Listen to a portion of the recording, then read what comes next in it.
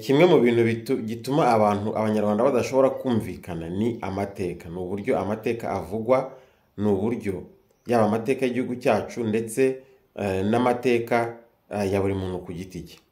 Nk'uko rero nabivuze, muri politiki habaho gutandukanya abantu kugira ngo ubategeke. Ibyo bintu rero ni ibintu byo kwitondera cyane.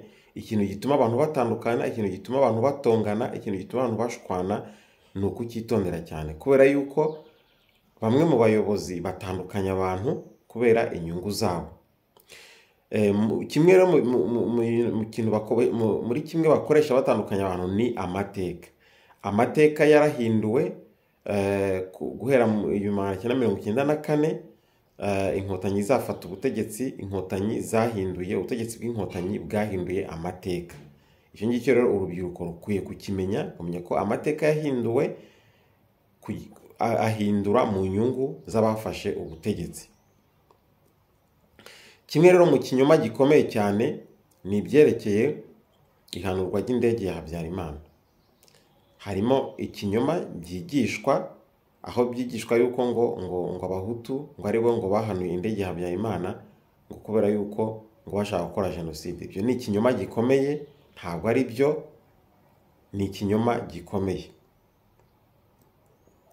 Ibindi bintu bibamo ibinyoma ni ibyerekeye ko abahutu nabo batishwe mu gihe cya jenoside. Mu gihe cya jenoside abahutu nabo barishwe, inkotanyi zishe abantu mu bwoko bw'abahutu benshi, ndetse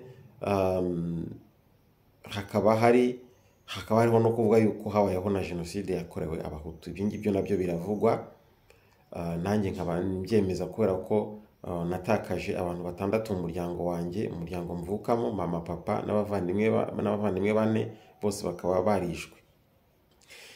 Ibyo rero ntabwo bikwiye kudutandukanya.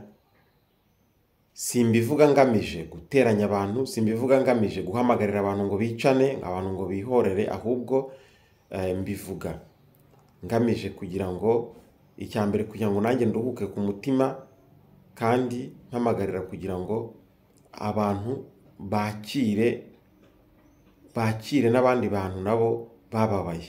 Abantu bababaye bose bakwiye kumvwa, bakwiye guhozwa, ndetse bagahabwa n'uburenganzira bwo kwibuka. Ibyo rero nabyo biri mu bintu bitandukanye abantu, kubera yuko ibyo ngibyo bitemewe kuvuga mu gihugu, kandi nabyo bifite agaciro mu bumwe n'ubwiyunge, mu mibanire myiza y'abantu, kugira ngo abantu babeho bumvana, abantu babeho batabarana, abantu babeho bafashanya. Ibyo rero nyine biri mu bimwe mu mateka akoreshwa, aho kugira ngo amateka akoreshwe yunga abantu, ahubwo amateka agatandukanya abantu. Murakoze, tuzakomeza ubutaha.